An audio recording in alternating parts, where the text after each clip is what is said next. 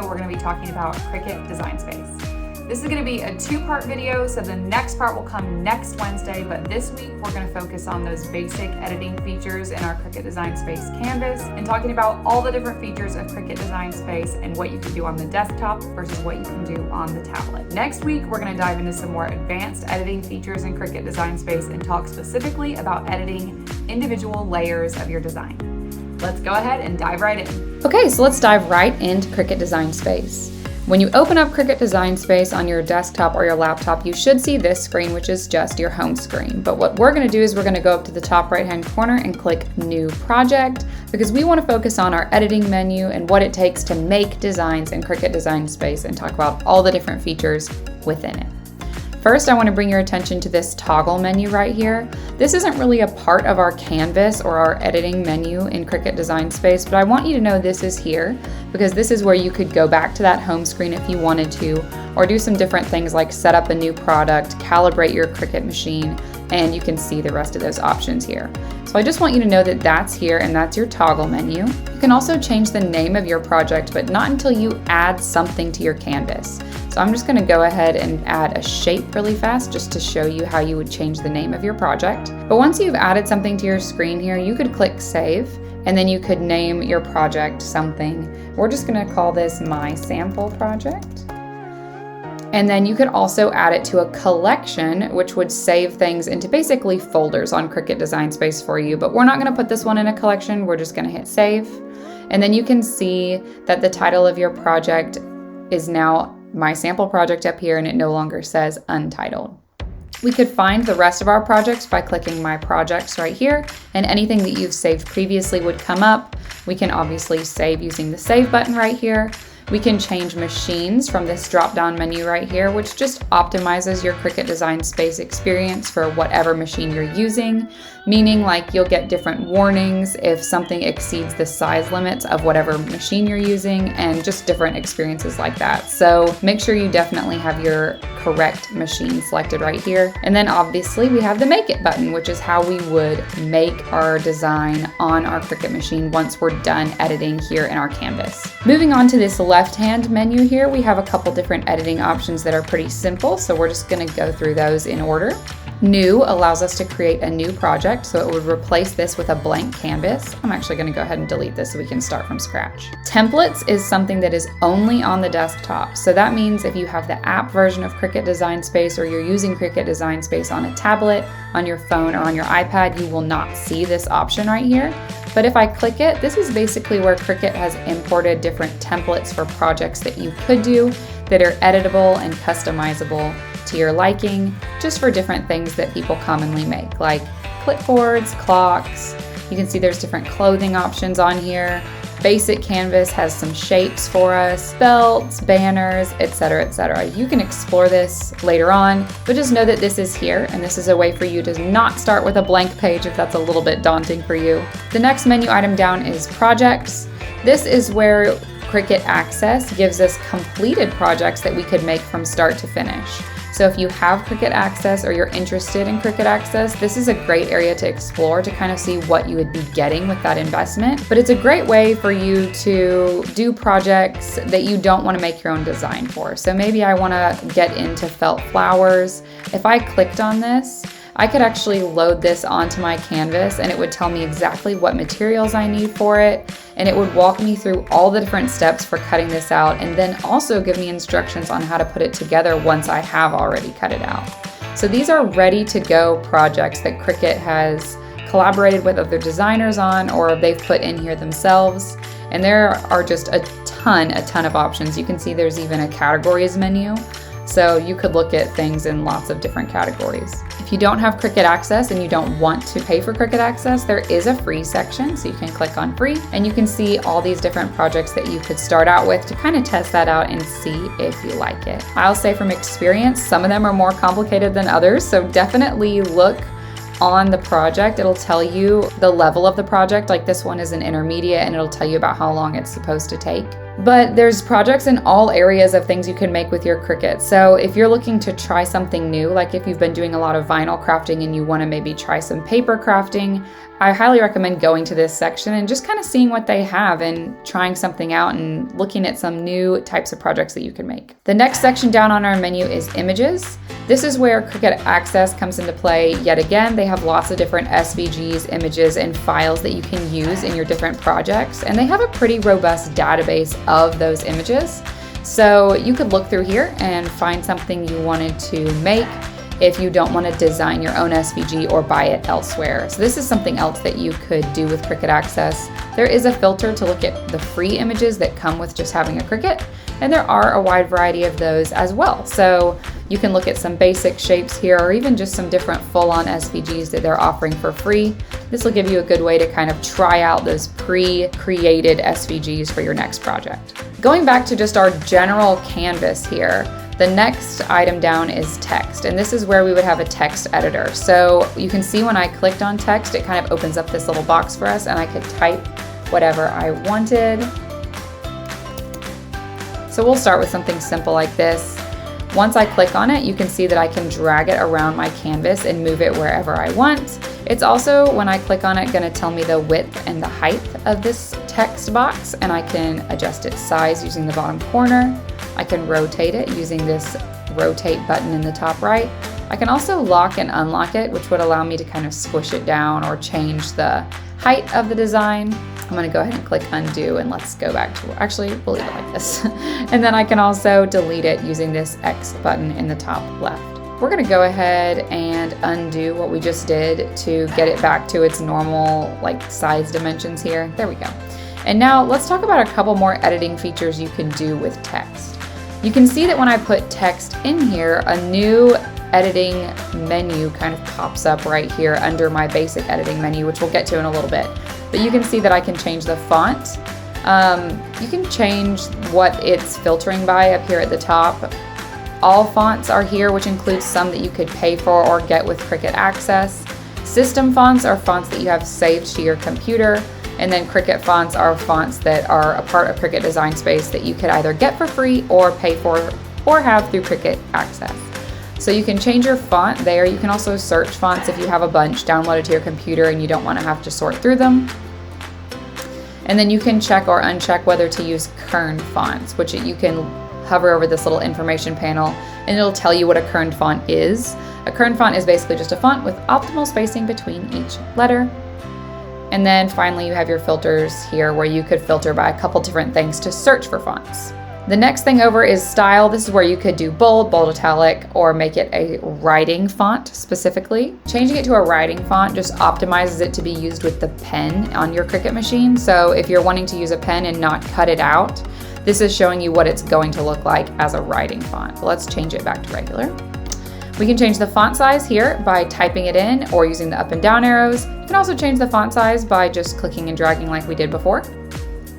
And you can change the spacing between each letter, again, by typing it in, using the up and down arrows. You can also change the line spacing in the same way. This won't do anything for us right now because all of our text is on one line, but if I had multiple lines of text, this is where I could adjust the spacing between those lines. You can also adjust the alignment, which doesn't really do much right now because we only have one line of text. And you can also curve your text. Once again, this is a feature that is just for the desktop version, so if you're working from an iPad or a tablet, this will not be an option for you.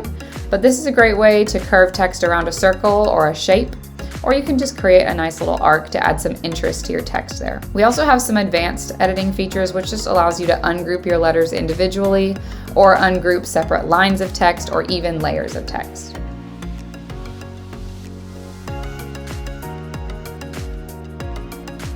I'm going to zoom out just a little bit before we move on, just by pinching my fingers on my trackpad. The next option down is the Shapes menu. This is where you can find some basic shapes to use in your design. For now, we're just going to import a circle so you can see the different editing options that come with that.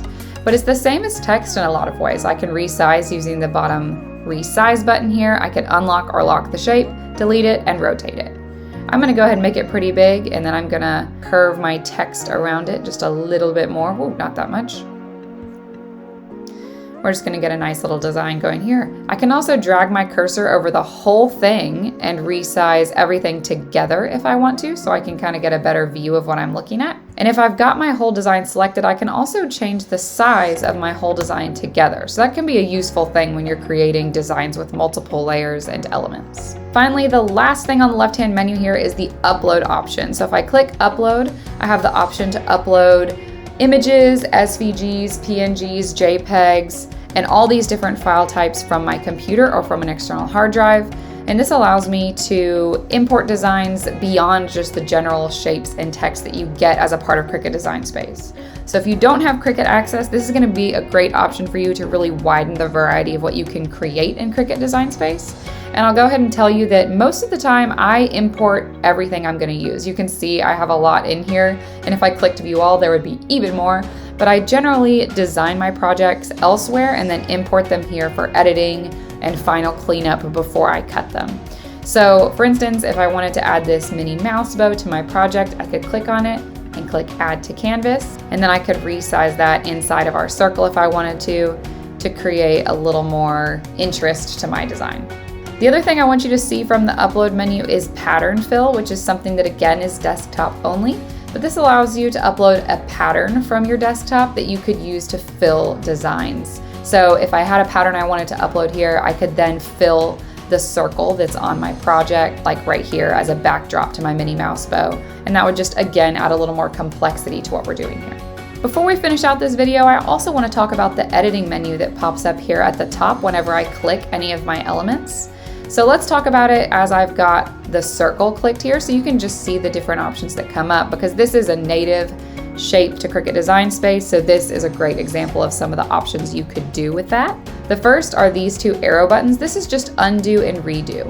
So any changes I make to this shape, I could then click undo and snap right back to where we were before, or I could click redo to come back to that bigger shape that I just had a second ago. The operation is basically information that we're sending to our Cricut machine. So we can change the style of the cut, or we could also convert this to a drawn shape, which would tell our Cricut machine that we want to switch to a Cricut pen for the circle part of this project. So if I wanted to cut this out in vinyl, I would probably do a basic cut, but if this whole design was going to be drawn on a card, I might want to change the operation from basic cut to pen, which then just tells our Cricut we want to draw this circle. We don't necessarily want it to be cut out.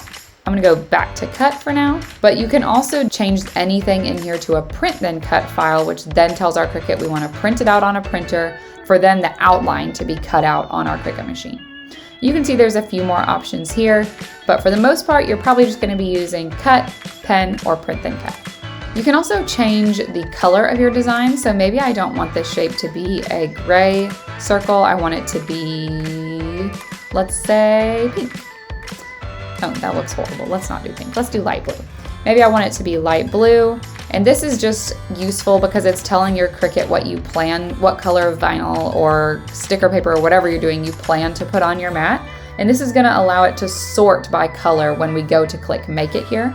So you really do want to keep this as accurate as you can, because it's telling your Cricut how many mats you're going to be cutting with when you go to make it. Because essentially Cricut sorts everything by color. So every time I put a new mat in the Cricut to be cut, it'll be a different color. Right now we would have 4 colors going on. We would have the black outline of this bow, the white dots on the bow, the red bow itself, the blue circle behind it, and the gray lettering.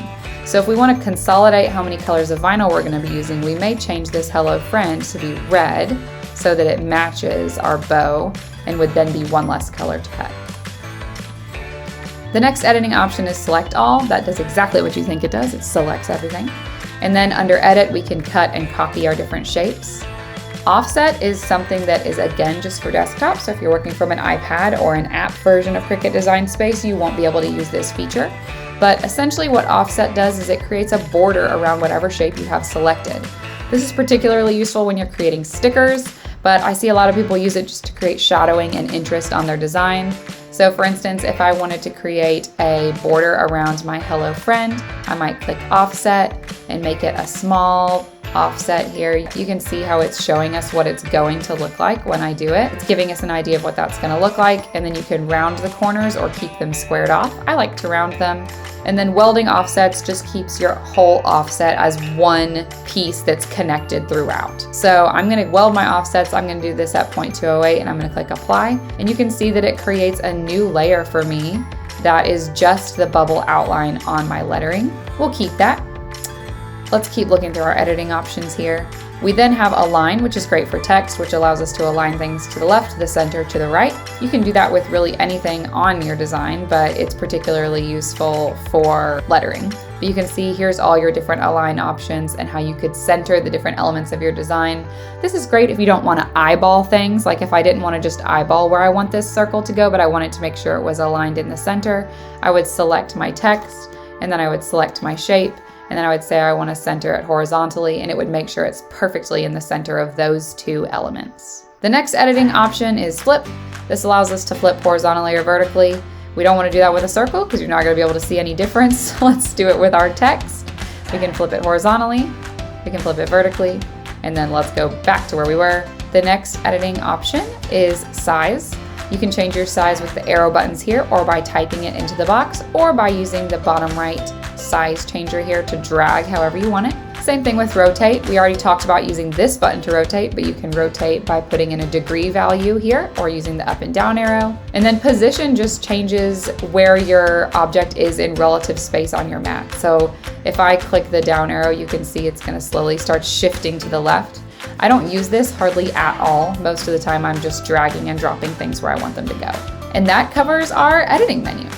So that was a lot to cover in one video, but that pretty much covers your editing options.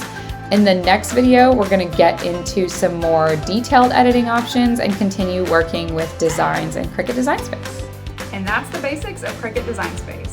There's still a lot more we could cover and a lot more in depth we could go into this, so don't forget to tune back in next week, where we're going to come back at the same time and we're going to talk more about some advanced Cricut Design Space features and get into editing the individual layers of our designs and all the different things you can do to really customize your own projects in Cricut Design Space. So don't forget to come back next week and keep watching our Cricut Beginner series.